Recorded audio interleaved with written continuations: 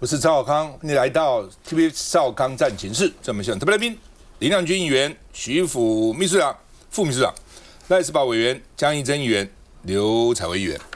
好，荷姆斯海峽，川普說要開放了，這是變來變去哈。原來國務卿說傍晚就可能會這個簽約了哈，但是又變了啊。那說什麼接近定案啊，所以台股今天漲1000多點，可能跟這個也有關係了哈。美股漲，台股跟着漲嘛哈。那另外呢，但是說又出招了，川普堅持伊朗要放棄濃縮鈾，那伊朗就不肯放棄濃縮鈾。其實原來打就是為了濃縮鈾啊。那川普說給你伊朗5到7天完成協商哦。那另外呢，這個川普說還沒有完全談妥，所以有部分人士呢亂講一通哦，一直說我們談不成，失敗。誰講失敗？沒有失敗，只是有一部分還沒談完哦。所以昨天晚上才說大致談完了，今天又說美國不急啊，談判就這樣誰急誰就讓步比較多了。大家說我不急，我一點不急哈。那另外呢，本來說因為和平有望，所以要再停火60天，大家一聽很高興嘛，60天不打不會再打了啦啊。那荷姆斯海峽，伊朗放行33艘商船通過，但是川普說你放行，但是你的船我還是封鎖，伊朗的船要封鎖，因為美軍在外面嘛，伊朗在裡面。所以通過以後，這邊還封鎖你啊。那另外呢，有3艘 LNG 船通過啊，所以呢，只有7艘突圍，因為 LNG 船很多都是伊朗的了哈。那另外呢，伊朗說海峽管理不會恢復到戰前狀況，會開放，但是跟以前不一樣了啊，已經過去的日子回不來了啊。那我們看一下。在自家社群平台 Truth Social po 文不滿一些網友及媒體質疑美國與伊朗之間，他先前所稱接近達成的協議。美國總統川普炮轟不要聽那些一無所知、魯蛇的話，強調協議還沒有完全談判完成，但會良好且適當，不會簽下爛協議。ما آماده‌ایم در گفتگو همان که در زمان امام شهیدمون که به دنیا این اطمینان رو بدیم که ما به دنبال سلاح هسته‌ای نیستیم。以色列總理納坦雅胡也證實，川普同意最終協議必須消除核威脅。美伊看起來正努力促成協議，但過不久，川普卻又發文稱美方不急於跟伊朗達成協議，被質疑雙邊是否再出現問題。對此，美國國務卿盧比歐表示不用急，因為涉及核問題的協議無法在72小時內達成。來，這個賴委是。我想這個你可以看的，這大家一定很好奇哦。原來不是說伊朗很厲害嗎？很任性啊？這個東西美國急啊，伊朗不急啊。可是後來好像這2天急轉直下啊。我覺得很多的原因，因為這只要談就是2大部分嘛，一個是國家的是安全的問題，一個就經濟嘛。荷姆斯海峽它既是一個安全國家安全的問題，也是一個經濟的問題。畢竟它可以，他發現說一打起來，發現荷姆斯海峽很有用，像核彈級一樣啊，掐住這個全世界的油的這個咽喉。結果美國更厲害啊，你封鎖我也封鎖你，所以美國就破了他那招。第二個在經濟的部分，說安全是這個，還有一個那個濃縮鈾的問題。濃縮鈾，你剛剛一開始講到說，伊朗總統說他不發展核武，可是不要忘了，這裡面另外的聲音出來，伊朗裡面另外的聲音是說，他要保有濃縮鈾，要保有發展核武的力量，所以這一部分他不輕易的來妥協，所以這個濃縮鈾的問題還放在那裡。這個荷姆斯海峽也是這樣，那另外一部分是很重要的是經濟的問題，它裡面啊，就最近的這打仗下來，伊朗的通膨50%到67%，然後它的食物吃的東西105%，很可怕，漲這麼多，它的幣值叫做什麼里爾，現在已經到了180萬元兌換1美元，它貶了大概10幾%，當然跟去年底來講的話，那貶的幅度是更多了哈。所以你整個看到的話，它的經濟不好。那更重要一個是，它海外的資產被凍結了超過1000億美金。這裡面來講的話，美國扮演一個很重要的角色。它裡面來談，就是你來談。海外資產，我可以給你解凍一部分，你可以用這些錢。那海外資產，你們一直在水的底下，表面上都是伊朗國家的錢，可是主要是石油賣石油的錢。可是事實上來講的話，跟一些人是不是有關係？這個也不得而知。所以你整個來看的話，是變成說，一個就是安全的問題，一個就是經濟的問題。這兩個伊朗現在也想解套，可是我認為很重要的核設施，他不會這麼輕易的說我就不發展核武。他從頭到尾都沒有答應說我不發展核武，因為畢竟伊朗總統講的話也不見得算數了，也不見得算數。原來伊朗說5年我不發展，美國說你起碼20年不發展，在扯這個東西了。那到底最後結論是什麼？不知道了啊。反正說這個戰爭了，真的不宜輕啟戰端了。哦，俄羅斯打烏克蘭，本來以為大軍壓境，演習這個大兵這個演習一開始，烏克蘭就像克里米亞就算了投降了。烏克蘭打了4年了，就打了4年多了。美國打伊朗也以為說幾天就解決了嘛。哦，像委內瑞拉總統就被你抓來了，伊朗打到現在還沒有。所以任何東西哦。不要以為說像當時日本打中國，也以為3個月整個中國就拿下來了，搞了8年，把日本都拖垮了。所以戰爭哦，不管怎麼樣都不宜輕啟。一旦啟動以後，你都以為說你很快就可以克服人家，看起來不是那麼容易了啊。好，俄國打烏克蘭，俄國已經出動它的末日武器，就已經近似核子的這個武器了，增速飛彈。增速飛彈是可以帶核子彈頭的，所以很厲害啊。那已經出動了增速飛彈的這個情況哦，他打了90枚巡弋飛彈跟彈道飛彈，600架無人機，然後去打這個基輔啊。然後呢，所以澤倫斯基說他們瘋了，怎麼這個武器都拿出來了？哦，說呢這個飛彈掉在他烏克蘭首都以南100公里的這個比拉徹華啊，然後呢造成83人受傷，還有人死了，所以呢。烏克蘭總統說瘋了，不能逍遙法外，因為已經動用了像類似核這個近核武器了哈。那歐盟的這個高級代表說呢，說已經讓烏克蘭4死100傷，說窮途末路，政治恐嚇。一種是說你烏克蘭還不投降，一種是說俄羅斯也沒有辦法了，已經拿出這個終極武器出來，你下次我們不能去發核彈了。我們看一下。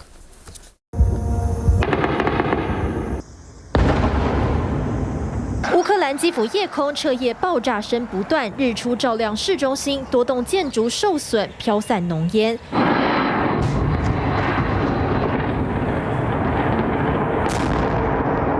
飛彈擊中地面瞬間，炸出猛烈火光。基輔地鐵站擠滿避難民眾，美國大使館也緊急發布安全警報，警告公民，接下來24小時內，基輔可能遭遇一場潛在大規模空襲。基輔傳出1死21傷，烏克蘭情報顯示，俄羅斯動用中程級音速彈道飛彈增速，大範圍打擊基輔。這款飛彈射程可達5000公里，足以涵蓋整個歐洲。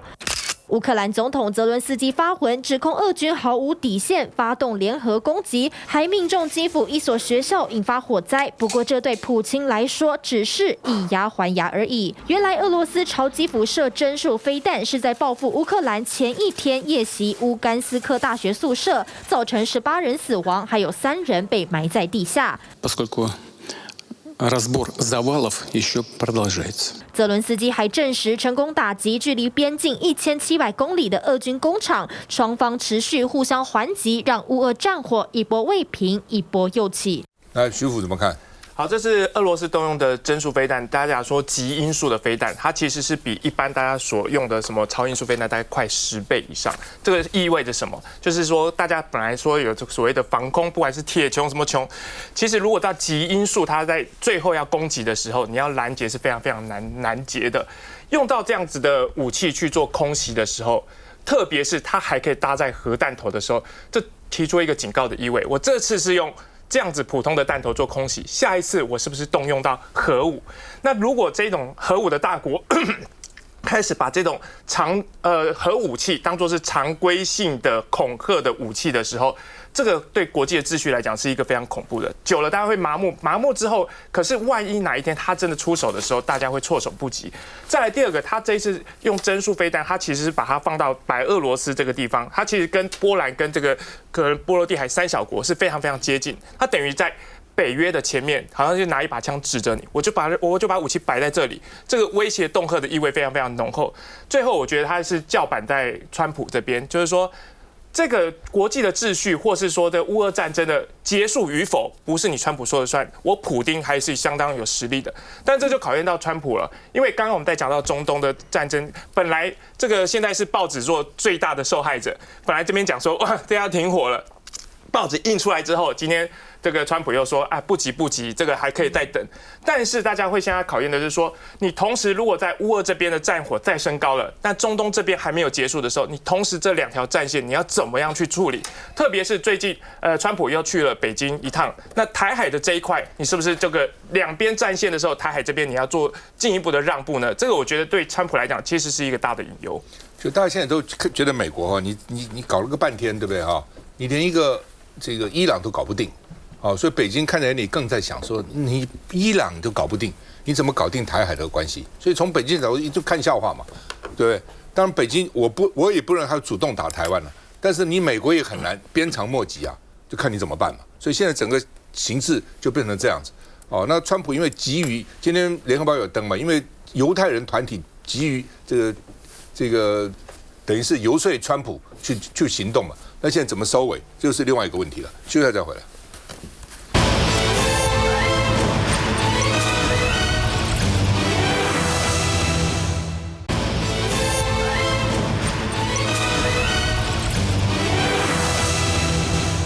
好，川普跟賴清德到底会不会通電話？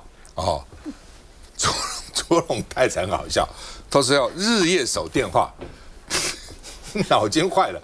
川普不會打給你日夜守電話，好好睡覺比較重要。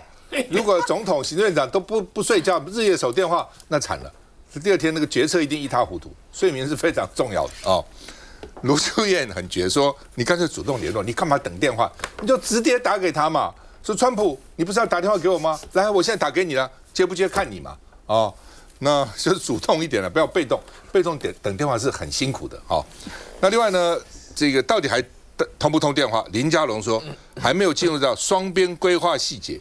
換句話說，兩個元首通電話還要先細節安排好，要談多久啊？談什麼等等之類的，語言是用什麼語言啊？要不要翻譯啊？那個都要規劃的。不過川普很難講，川普搞不好電話拿起來就打了嘛，很難說了啊。只是呢，外交部長說還沒有規劃細節。換句話說，到現在為止8字還沒一撇了哈。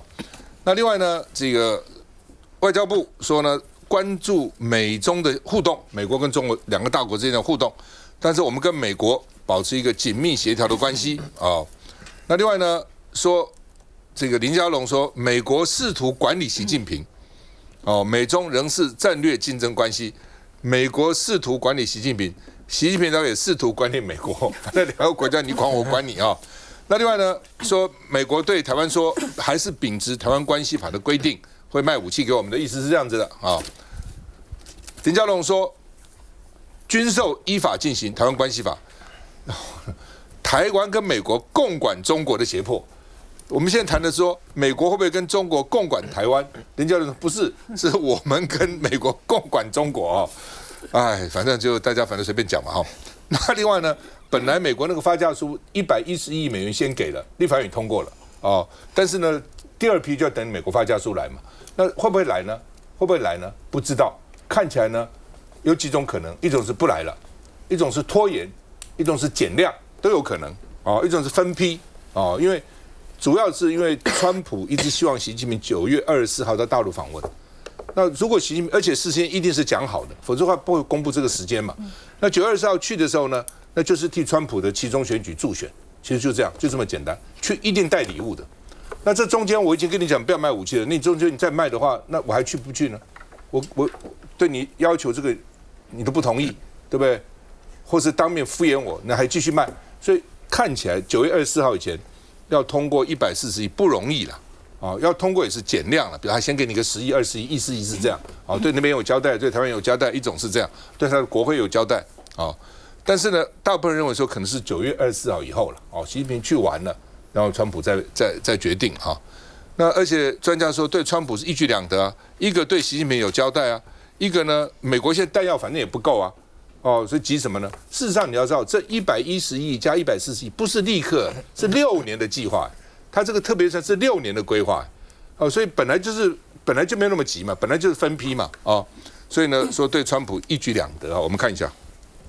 建議呢，賴政府應該要主動的聯絡美方，不要被動的等消息，要主動的聯絡美方，那要化被動為主動哈。台中市長盧秀燕又說話了，因為川習會後，美方將暫緩140億美元的軍購，川普說會和總統談談，至今有譜了嗎？電話的問題，我們當然是就是做好準備啊。那我也相信中共會施壓，而這也創造出另外一個議題，這個也就是川普總統的特殊風格。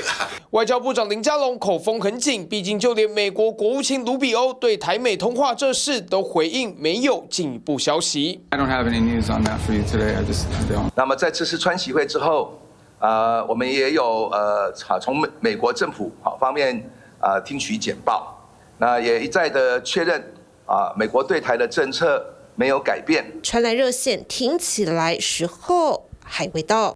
來一針。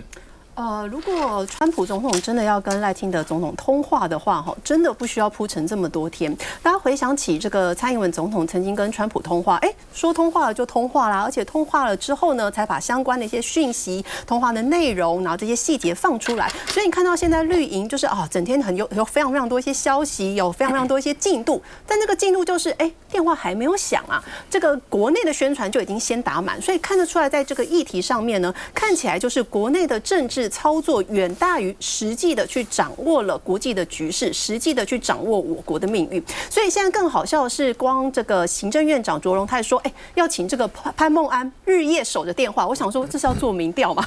通常我們民調才會說，請大家幫我顧電話哈。唯一支持什麼人？對，唯一支持川賴通話。所以現在是這個為賴清德守電話這個意思嗎？這句話聽起來好像是玩笑話，但是放在台灣的這個外交跟國安的議題上，其實完全的不恰當哈。賴清德政府本來就應該就國防跟外交主動的跟美方了解相關的局勢，就像盧秀燕市長講的，就算我們主動聯繫了，其實說不定美方也不一定會理我們，但是我們還是要做一些相關的功課，因為這個就是我國的這個外交一些命運，不要只是被動的等消息，不要只是在家為賴清德顧電話。賴清德政府呢，卓榮泰內閣號稱是自己這個 AI 行動內閣，但現在好像變成了等電話內閣。請問一下，你的 AI 行動力在哪裡？台美關係本來就不應該是一場等電話的遊戲，軍售也不是等川普總統他心情好壞，等這個中美的關係怎麼樣。政府本來就應該去主動聯繫，確認相關的進度，我國的命運才會明確。來，采葳，我覺得民進黨很多的想法都非常非常阿 Q 啦，覺得好像只要這個話說出口就有可能成真，就像是向宇宙許願一樣。那我也覺得民進黨現在可能已經開始想要花大錢，然後去找中間人去安排這個川賴的通話。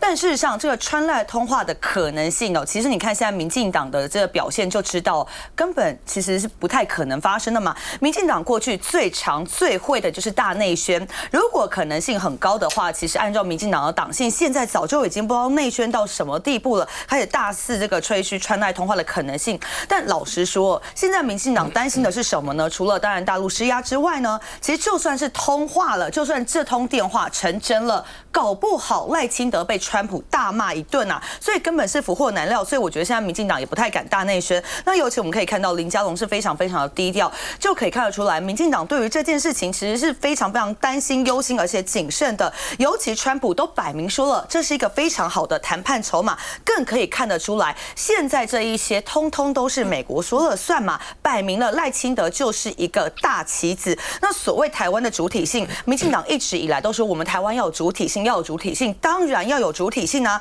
但是在民進黨的眼中，台灣的主體性難道就是乖乖聽美國的話嗎？只要不要跟中國大陸交流，其他都可以乖乖低頭嗎？從關稅，然後到現在種種的我們的外交對美啊等等，民進黨只給大家一個概念，就是我只要乖乖聽美國的話，這個就是我的外交關係了。但事實上是這樣子嗎？民進黨應該好好的去思考，接下來台灣的外交對美關係、對陸關係，接下來方向是什麼？我想這才是台灣人民希望聽到的，而不是你單方面的美國說什麼都是美國說了算。梁君，我想大家會聚焦說，到底川賴什麼時候通話哦？但我覺得其實我們也從另外一個角度來看，到底為什麼川普要講出這句話？那它背後代表的意義是什麼？其實川普的這個談判風格哦，一向就很喜歡創造籌碼嘛。那他現在就是說，他為什麼要特別講說，他接下來可能會跟這個台灣的領導人通話？為什麼要在訪中之後，最後留下這樣子的一句話呢？我覺得他其實是留下了一個不確定的因素在美中之間的關係當中哦。那他制造這個對方，也就是中國所不願意面對的變數，因為對中國而言，這個所謂的紅線或者是最敏感的議題就是台灣問題。那當川普訪中之後留下了這一段話，其實這也代表的川普並不是一面倒向中國，即使在他跟習近平對話之後呢，川普所有的這些對外發言仍然是對於跟台灣之間的關係保有一定的模糊空間。所以我認為在這一次川習會之後，美中之間的談判，不管是在貿易戰也好，在政治上也好，經濟上也好，我認為並沒有達到两邊最滿意的結果，所以才會是川普拿出了他平常最擅長在商場裡面的這種談判手段。再來就是所謂的川賴通話，它同時我認為在美國跟中國之間當然大家現在想說什麼時候通話，可是問題是，對於這個事情是川普主動說的，所以對於中國而言，他覺得這可能會是一個不定時炸彈，就是對於美中之間的這個關係來說，所以川普他越是營造讓中國猜不透，讓中國不可預測，川普手中的籌碼就會越來越多，他跟中國之間的談判，他就拿到越多的槓桿。好，那所以我認為，在這個美中兩大國之間的談判關係中，對我們來說，如果川普真的想要跟賴總統來談台灣議題、台灣關係，我覺得這當然是一個很好的開始。可是問題是在美中博弈之間，台灣所扮演的角色，我想還是非常重要。就是對於自身而言啊，第一個是自主自己提升自己的能力是很重要的。第二個是跟國際社會還是建立起更多盟友的關係。我想這樣子，不管在大國博弈之後的結果是什麼，我們都要有足以夠多的國際盟友、國際夥伴以及自身的能力提升、實力展現，才能讓其他國家不再把台灣當成政治上的籌碼。不过当今天好笑的還是這個卓榮泰他說要總統府秘書長潘孟安日夜守着電話，總統府秘書長也很忙的這怎麼可能日夜守電話呢不過顯然從某個角度看，他們又怕，既期待又怕受傷害，期待川普打電話，那是台灣跟美國中間外交蠻大的一個突破但是呢，可能又怕萬一川普，因為台灣跟美國有時差嘛，萬一打來沒接到怎麼辦呢？這是一個。這個萬一打來又講了一堆這個對我不愛聽的話，你不知道川普會講什麼嘛？所以我覺得如果說民進黨那麼期待，乾脆到美國《紐約時報》去做個廣告好了。川普先生，我們在等你的電話，因為你講是你講要打給我的嘛，那我就等你電話，你打給我吧。但是我相信民進黨也不敢這樣做，因為民進黨真的不知道，真的打來川普會講。我判斷川普跟你講說，我本來要答應給你140億美金了，第二批了，但是不用了，為什麼呢？因為習近平講了嘛。台灣不要搞台獨台海就不會打仗了，台獨才是台海的這個主要的水火不容的原因嘛。那你不要台獨就不會打仗，不會打仗你不需要這個武器嘛。所以呢就算了，不用了或者我少給你點少，大概是這樣子。所以民進黨不想接這種電話，而且你隱秘不了啊。美國也會發新聞說講的什麼，對不對？但是如果川普真的跟賴清德打電話，對台灣好不好？對台灣是好的，為什麼？是一個突破。對台灣好，所以北京也急得要死，說不可以啊，不可以啊，等等一大堆。但是呢，所以先分兩個層面，一個打不打，一個打的內容是什麼？所以呢，今天其實最好，我認為基本上不會打了。大概最多叫你個幕僚啊，什麼美國那個海軍部長、代國防部長前兩天不是講了嗎？說暫時沒有這個東西的嗎？但是呢，卓榮泰說要潘孟安日夜守電話，我覺得這是今天最好笑的一個新聞。繼續再回來。